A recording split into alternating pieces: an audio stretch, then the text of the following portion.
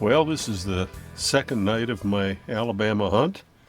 I'm up in a shooting house once again.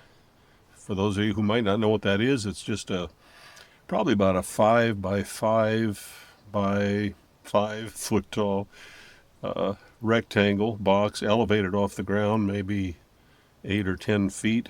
Ladder that climbs up into it, chair up here, and just sit here and watch. Got a couple windows to look out over a nice bottom. Got a little bit of an oat patch and then some hardwoods. I know there are some people that say, well, that's not hunting, sit up in a box off the ground, but there's a reason why people do the things they do, certainly in all regards to life, but hunters especially. There's a reason why hunters in certain areas figure out ways to best access the game. These woods are so thick, almost impossible to crawl through at points. Some of the underbrush is so tall you can't see literally in front of you. So you got to get up above it. Maybe get up in a tree, which I've done, or build your own tree, which is basically what a shooting house is, an elevated piece of wood and a box that you can sit in. And it's especially nice today because the temperature's dropping. There's a front coming through, and it's going to be about 21 in the morning. It's probably in the 30s right now, but it's getting colder by the hour. So this is really nice to have a little protection. Once again, I absolutely love being here. Love just sitting, watching. There was a little buck that came in last night where I was, probably a 6-point, might have been an 8-point. It came in probably 150 yards down to my right, then walked away from me, so I couldn't really tell. But it was a young buck, and it was a very young one, not one that I would want to take, one that we want to let grow up and mature. But sitting here again tonight, different location. Going to have a great evening no matter what. If I don't see a thing, it's going to be a great evening. That's the great thing about hunting and about those of us who love the outdoors.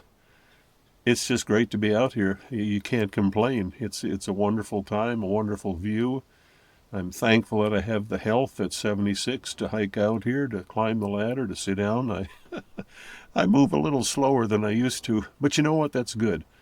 Especially hunters and young hunters, never, ever be in a hurry for various reasons, but everything about the hunt, from the time you're packing your clothes and cleaning your rifle and sighting it in and then packing up, getting ready to go, and even when you're getting ready like I did about an hour ago, started laying my clothes out on the bed thinking, okay, what's the temperature? What do I need? What pair of thermal underwear? What pair of socks? That's all part of the hunt, and it's fun to think through all these things, but never ever get in a hurry. You get in a hurry, you forget something, you regret it later on. Even when you're walking in your stand, I see some guys, boy, they're just in such a hurry to get into the woods. Never ever be in a hurry. It's not safe, for one thing. You might trip on something, but you should be hunting all the way. From the time I get out of my truck and start hiking, I'm hunting. I'm looking. There could be something anywhere in the least expected place at the least expected moment. So you want to be ready, but being ready is part of that is moving slowly, enjoying it all, taking it all in. When you walk out, take it slow. Enjoy every step. Be thankful for the senses that you have to see, to hear. Some don't have those opportunities. I love the outdoor shows I watch where they take some of these people that can't walk or have special needs, and they've got unique pieces of technology, chairs that get them out into the wild, and triggers that are pulled, maybe they put their mouth next to it and pull it because they don't have hands that function to pull a trigger. I just think it's so wonderful. In fact, I get teared up when I watch those shows because I know that they love what they're doing. They love the outdoors, same as I do, but they've been presented some challenges that I don't begin to understand, but I just rejoice in the fact that they can go out and enjoy the outdoors. And I tell you, they move slowly because they have to. But we should all move slowly, and that's actually a good lesson for life too. We're all in way too much of a hurry. If you don't think so, just get out on the interstate or get in any major city, and it's NASCAR all the time. Everybody's stressed out. They're in a hurry. They're driving 90 miles an hour, weaving in and out of traffic. And ultimately, they're not going to get to their destination probably 5 minutes earlier than if they just took their time. They're putting themselves and everybody else at risk. It's the world we live in. A lot of anxiety. Everybody's in a rush. Slow down. Slow down. It's one of the reasons I love the outdoors, because I move even more slowly. Yeah, partly because I have to, because I'm a little older and things don't work just as well as I used to. But the older I get, the more I enjoy each and every day.